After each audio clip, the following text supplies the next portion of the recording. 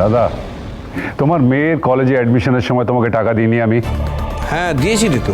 অর্কর মেয়েকে দামি স্কুলে ভর্তি করানোর জন্য এক কথায় 3.5 লাখ টাকা দিয়েছিলাম। কাউকে আমি কখনো না করিনি। আজকে একটা ছাতা কোম্পানি খুলে তোমরা সেই সব দিনগুলো ভুলে গেছো।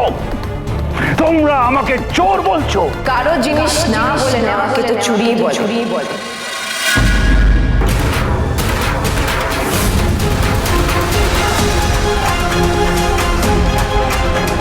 এটা তো আমরা ছোটবেলায় পড়েছি, আপনি পড়েননি?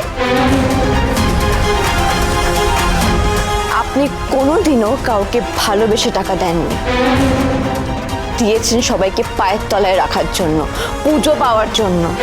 আর যখনই আপনি দেখলেন যে আপনার পুজো পাওয়ার রাস্তাটা বন্ধ হয়ে যাচ্ছে, তখনই আপনি ছাতাগুলো চুরি করে ছাতা কোম্পানি বন্ধ করার চেষ্টা করলেন, তাই না?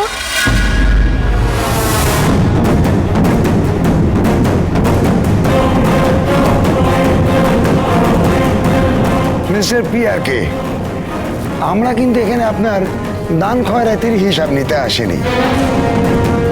যেহেতু আপনার বিরুদ্ধে একটা অভিযোগ আছে, সেহেতু আপনাকে বাসায় থানায় যেতে হবে।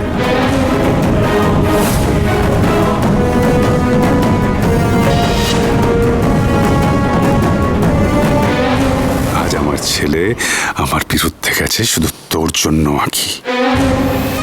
তোর পরিণতিও তোর মায়ের মতনই হবে।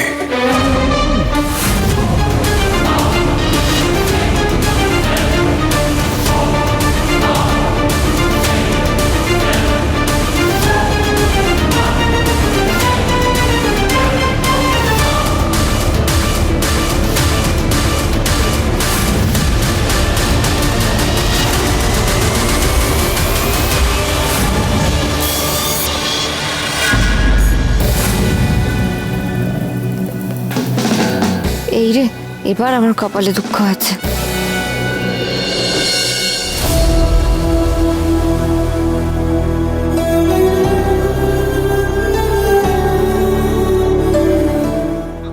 মা, আজ পিয়ারকে পুলিশে ধরে নিয়ে গেছে। আমি আজ খুব খুশি, একটু হলেও তোমার চোখের জলের শোধ তুলতে পেরেছি।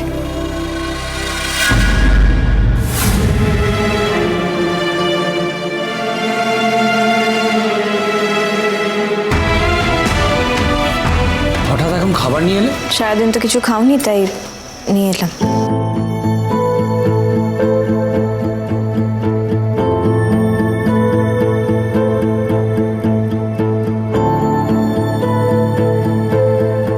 আমি জানি দেবা, তোমার ওই মানি ব্যাগে একটা সত্যি আছে, যে সত্যিটার সঙ্গে অনেক যন্ত্রণা লুকিয়ে আছে।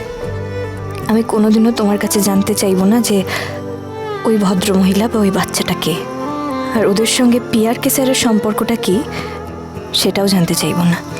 আমি জানি তুমি একদিন আমার কাছে সব বলবে, যেদিন আমি তোমার কাছে সত্যি হয়ে উঠব। দুই শালি, সোম থেকে রবি প্রতিদিন বিকেল 5:30টায় স্টার জলসায় ও ডিজনি প্লাস হটস্টারে।